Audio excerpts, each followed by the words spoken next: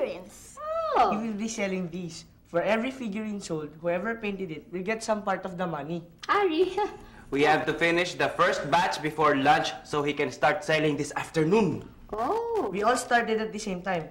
Yeah. Look, this is my fort. I paint fast. oh, No, I can see that. No, Chito.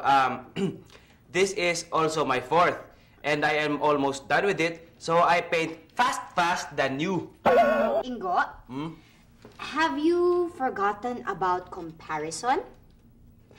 In comparing, especially adverbs, this is what is called degrees of comparison of adverbs. You should add ER at the end of the word. Yes, I remember. Oh, okay. It is just like the degrees of comparison, but this time with adverbs. So, I paint faster than you, Chito. No, you do not. I'm almost done as well. I'm sure I'll finish ahead of you. Just accept it, Chito. I paint faster than you, and than Joy also. Ingo, when comparing yourself to more than one person, you should add EST at the end of the word. I forgot. So, the word than is not needed. Therefore, I paint the fastest among us. You know, you two should not argue about who paints faster than who. That is right, Ingo, because Joy paints slowly. Eh ano ngayon? I want to paint slowly and nicely.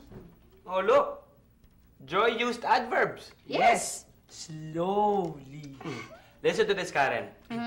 I am a fast learner. I am Okay. going to say, I paint slowly. Chito paints slowlier than I. Oh. And Joy paints the most slowliest among us. Ingo, before you make fun of Joy, I just want to let you know that you used ER and EST incorrectly. What am I supposed to say? Well, on adverbs that have 3 syllables or with suffixes, you should use more or most. I remember now. Nga Okay. pala. I paint slowly. Chito paints more slowly than I. And Joy paints the most slowly among us. Very good. Yes, Joy really paints the slowest. Teka, mali yun na. Slowest is an adjective in the superlative degree. Ako mali. Well, you are partly right, but you are also wrong. Remember, there are words that can function as an adjective and as an adverb. Yes, I remember. And slow is one of those words. That is right. In the sentence, Joy paints the slowest, slow is used as an adverb. It modifies the verb paints. So Chito is right. All right. Okay. So, I can say that I paint slow and Chito paints slower than I and Joy paints the slowest among us. Wait a minute. Are you telling me that you work faster than I? I paint fastest among all of us. I'll prove it to you. You know what? Painting fast is not what the two of you are doing. It looks like the better adverb to use is hurriedly. Your painting is not as nice as Joy's because you are painting hurriedly. Look. More figurines, more money. Tama naman to para makarami.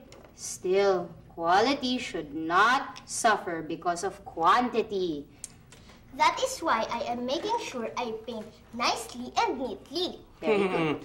That is a good excuse, Joy. Keep saying that. Well, I agree with Joy. She paints the most neatly among you all. I need to paint faster to work more figurines.